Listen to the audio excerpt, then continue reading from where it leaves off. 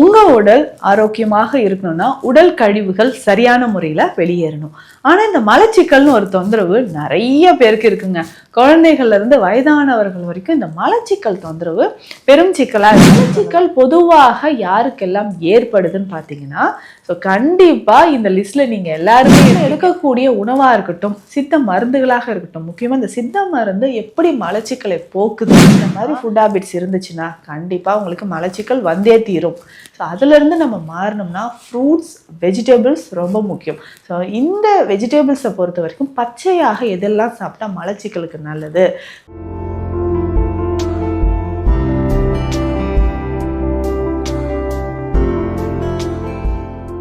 வணக்கம், நான் doctor Nithya, Siddha physician. உங்க உடல் ஆரோக்கியமாக இருக்கணும்னா உடல் கழிவுகள் சரியான முறையில வெளியேறணும். ஆனா இந்த மலச்சிக்கல்னு ஒரு தொந்தரவு நிறைய பேருக்கு இருக்குங்க. குழந்தைகள்ல இருந்து வயதானவர்கள் வரைக்கும் இந்த மலச்சிக்கல் தொந்தரவு பெரும் சிக்கலா இருக்குன்னு சொல்லலாம். ஏன்னா உங்க உடல் டயர்டா இருக்கா, நம்ம பேசும்போது ஒரு பேட் பிரீத் வருதா, கான்ஃபிடென்ட்டா அவங்களால பேச முடியலையா, அடிக்கடி டென்ஷன் ஆகுறீங்களா, தலைவலி வருதா, ஒற்றை தலைவலி, அதுக்கப்புறம் நிறைய ஹேர் ஃபால் ஆகிறது, நிறைய முகப்பரு வர்றது, ட்ரை ஸ்கின், இந்த மாதிரி நிறைய பிரச்சனைகள் இருக்குன்னா மலச்சிக்கல் இருக்கு அப்படின்றவங்களுக்கு தான் இந்த பிரச்சனை எல்லாமே வரும். ஸோ அடிக்கடி ரொம்ப மூட் ஸ்விங் ஆகுதுங்க, சின்ன சின்ன விஷயத்துக்கும் அதிகமாக கோவப்படுறேன், எனக்கு தூக்கமே இல்லை, இந்த மாதிரியான விஷயங்கள் உங்கள் உடலில் நடக்குதுன்னா மலச்சிக்கல் ஒரு முக்கிய காரணமாக இருக்கும். நம்ம என்ன பண்ணுறோம், ஹேர் ஃபால் ஆகுதா, அதுக்கு ஏதாவது ஒரு ட்ரீட்மெண்ட்டை எடுக்கலாம், இந்த ஹேர் ஆயில் யூஸ் பண்ணலாம், இந்த ஷாம்புவை மாற்றலாம் அப்படின்னு நினைப்போம். பிம்பிள்ஸ் வருதா, இதுக்கு இந்த ஃபேஸ் பேக்கை யூஸ் பண்ணலாம், இதெல்லாம் ட்ரை பண்ணலாம் அப்படின்னு அதுக்கு தனியாக செலவு பண்ணிட்டு இருப்போம். இதுக்கு முக்கியமான காரணம் மலச்சிக்கல்ன்றது யாருக்குமே தெரியாது, அதை பற்றி நம்ம கவலைப்படுறதும் கிடையாது. மலச்சிக்கல் பொதுவாக யாருக்கெல்லாம் ஏற்படுதுன்னு பார்த்தீங்கன்னா, கண்டிப்பாக இந்த லிஸ்ட்டில் நீங்கள் எல்லாருமே இருப்பீங்க. என்னென்னு பார்த்தோம்னா, அதிகமாக ஜங்க் ஃபுட் சாப்பிட்றவங்க, நார்ச்சத்து இல்லாமல், ஃபைபர் கண்டென்ட்டே இல்லைங்க, கம்ப்ளீட்டாக நான் என்னென்னா மாவுச்சத்து, கார்போஹைட்ரேட்ஸ் நிறைய சாப்பிட்றேன், இந்த மாதிரி நீங்கள் ஃபுட் ஹேபிட்ஸில் இருந்தீங்கன்னா என்ன ஆகுதுன்னா மலச்சிக்கல் தொந்தரவு உங்களுக்கு ஏற்பட ஆரம்பிக்குது.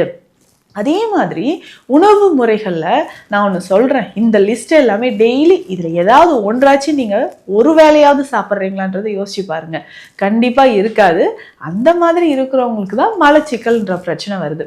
ஃபர்ஸ்ட், கீரை வகைகள் கண்டிப்பாக கிடையாது தானே. யாருமே டெய்லி ஏதாவது ஒரு கீரையாவது நம்ம சாப்பிடுவோம்னா கிடையாது. அதுலேயும் முக்கியமாக முருங்கைக்கீரை ரொம்ப முக்கியம், பசலைக்கீரை ரொம்ப முக்கியம், புளிச்சக்கீரை ரொம்ப முக்கியம், பருப்பு கீரை, வெந்தயக்கீரை, இது எல்லாமே நீர்ச்சத்து நிறைஞ்சிருக்கக்கூடிய கீரைங்க. இந்த கீரையெல்லாம் பார்த்தே கேட்டே ரொம்ப நாள் ஆச்சு அப்படின்னு நீங்கள் நினைப்பீங்க. இப்போ சரி, அதுக்கு அடுத்தது வேறு என்ன அப்படின்னு பார்த்தோம்னா, இந்த நீர்ச்சத்து இருக்கக்கூடிய காய்கறிகளில் முக்கியமாக மஞ்சள் மற்றும் வெள்ளை பூசணி. ஆமாம்ல, இதுவும் நம்ம பார்த்தே ரொம்ப நாள் ஆச்சே அப்படின்னு நினைப்பீங்க. ஸோ இது எல்லாமே நீங்கள் சாப்பிட்றதே கிடையாது. கேழ்வரகு, கொள்ளு, திணை, சாமை, அதுக்கப்புறம் நம்மளுடைய பாரம்பரிய அரிசி வகைகளில் ஏதாவது ஒன்று, அதாவது நார்ச்சத்து நிறைஞ்சிருக்கக்கூடிய உணவுகள். ஸோ இது எல்லாமே நம்ம என்ன பண்ணுறோம், இப்போ நான் சொன்ன விஷயங்கள் எல்லாமே மலச்சிக்கலை போக்கக்கூடியது. ஆனால் இது நம்ம சாப்பிட்றதே கிடையாது. சித்த மருத்துவத்தை பொறுத்த வரைக்கும் வறட்சி தன்மை தான் மலச்சிக்கலுக்கு காரணம். அப்போது வாதம், வாதம் அதிகமாக இருந்துச்சுன்னா உங்களுக்கு என்ன ஆகுதுன்னா மலச்சிக்கல் தொந்தரவு ஏற்படுதுங்க. இந்த வாதத்தை நம்ம சரி செய்தே ஆக வேண்டும். வாதத்தை கொஞ்சம் கொஞ்சமாக நம்ம சரி செய்ய உங்களுக்கு மலச்சிக்கல் சரியாகும். நம்ம எடுக்கக்கூடிய உணவாக இருக்கட்டும், சித்த மருந்துகளாக இருக்கட்டும், முக்கியமாக இந்த சித்த மருந்து எப்படி மலச்சிக்கலை போக்குது அப்படின்னா வாதத்தை குறைக்கும் ஃபர்ஸ்ட். அதுக்கப்புறம் உங்களுடைய குடலை ஈரத்தன்மை இருக்கக்கூடிய மாதிரி, ஈரத்துவம் நிறைந்திருக்கிற மாதிரி மாற்றும், இது செகண்ட். மூன்றாவது மலத்தை இழக்கும், மென்மையாக்கும். ஸோ அப்படி செய்யும்போது தான் ஈஸியாக உங்களுக்கு மலம் வெளியேற ஆரம்பிக்கும். அதுக்கு என்னங்க தேவை, மெடிசன்ஸ் ஒரு பக்கம் உங்களுக்கு நல்லாவே ஹெல்ப் பண்ணும், நீங்களும் கொஞ்சம் ஃபுட்டை மாற்றி சாப்பிடணும் இல்லையா. அப்போது அதிகமாக ஸ்பைசி ஃபுட் சாப்பிட்றது, இரவு நேரத்தில் நேரம் கடந்து நான்வெஜ் நிறைய சாப்பிட்றது, இது எல்லாமே அவாய்ட் பண்ணிக்கோங்க. அடுத்து முக்கியமாக நிறைய மாவுச்சத்து இருக்கக்கூடிய, ரிஃபைன் ஃப்ளோர் இருக்கக்கூடிய, ஸோ இந்த மாவுச்சத்தில் செய்யப்பட்ட பிஸ்கெட்ஸ் நிறைய சாப்பிட்றீங்க, குக்கீஸ் நிறைய சாப்பிட்றோம், பிரெட் ஐட்டம்ஸ் நிறைய சாப்பிட்றோம், வீட் பிரெட் தாங்க நான் சாப்பிட்றேன்னு வேற சொல்லிப்பீங்க. ஸோ இதுவுமே மலச்சிக்கலுக்கு ஒரு முக்கியமான காரணம்னு சொல்லலாம். ஸோ இந்த மாதிரி ஐட்டங்களோ இல்லை கேக் நிறைய சாப்பிட்றோம், ஜங்க் ஃபுட்ஸ் எல்லாமே இந்த மாதிரி ஜங்க்ஸ் யாரெல்லாம் நிறைய சாப்பிட்றீங்களோ கண்டிப்பாக மலச்சிக்கல் வரும். 3 வேளையும் கார்போஹைட்ரேட் டயட், காலைல இட்லி தோசை, மதியம் சாதம் சாப்பிட்றேன், அதுலேயும் முக்கியமாக பார்த்தீங்கன்னா ஏதாவது ஒரு ஃப்ரைட் ரைஸோ இல்லை நம்ம வந்து வெரைட்டி ரைஸோ ஏதாவது ஒன்று சாப்பிட்றேன், திரும்ப நைட்டு இட்லி தோசை சாப்பிட்றேன். இந்த மாதிரி ஃபுட் ஹேபிட்ஸ் இருந்துச்சுன்னா கண்டிப்பாக உங்களுக்கு மலச்சிக்கல் வந்தே தீரும்.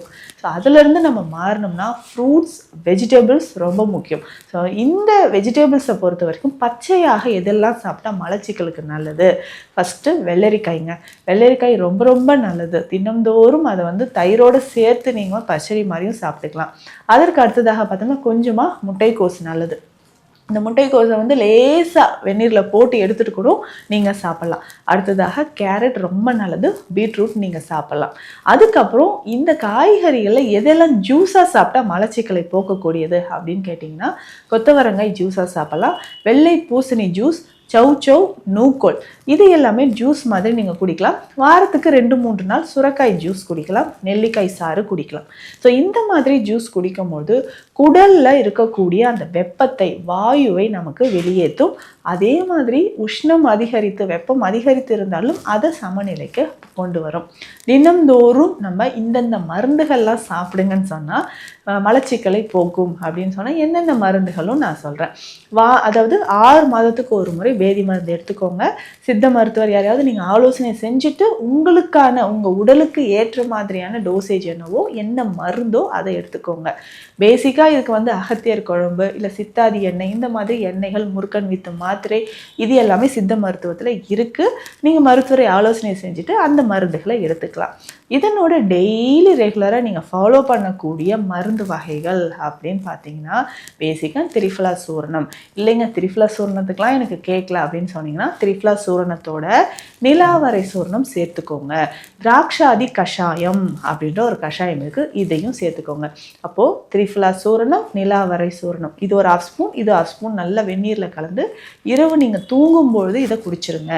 திராட்சாதி கஷாயம் அப்படின்னு சொல்கிற மருந்து காலை இரவு 2 வேளையும் தண்ணீரில் கலந்து குடிக்கணுங்க. இந்த மாதிரி குடிச்சிட்டே வாங்களேன், பல நாளாக பல வருஷமாக 2 நாளைக்கு ஒரு முறை 3 நாளைக்கு ஒரு முறை தாங்க நான் மலம் கழிக்கிறேன்னு நீங்கள் அவதிப்பட்டுட்டு இருந்தீங்கன்னா இதனால் என்ன ஆகுனா உடல் அதிகமான வாயு உற்பத்தியாகி என்னால் ஒரு இடத்துல கூட உட்கார முடியலைங்க, திடீர்னு எனக்கு வந்து வாயு பிரச்சனை வந்துடுது, வாயு வெளியேறுது, ஆசன வாயிலன்னு சொன்னீங்கன்னா கவலையே வேண்டாம். திராட்சாதி குடிநீரை தாராளமாக ஒரு நாளைக்கு 2 வேளை நீங்கள் பயன்படுத்தலாம். ஸோ இந்த உணவு முறைகளை நான் சொன்ன மாதிரி ஃபாலோ பண்ணிட்டு வாங்களேன், பல நாளாக இருக்கக்கூடிய மலச்சிக்கலுக்கு நீங்கள் குட் பை சொல்லிவிட்டு ஆரோக்கியமாக வாழலாம். இந்த மாதிரி பயனுள்ள மருத்துவ தகவல்களுக்கு நம்ம பேஜை ஃபாலோ பண்ணுங்கள். சித்த மருத்துவம் தொடர்பான மருத்துவ ஆலோசனைகளுக்கு ஸ்க்ரீனில் இருக்கிற நம்பருக்கு கான்டாக்ட் பண்ணுங்கள். நன்றி.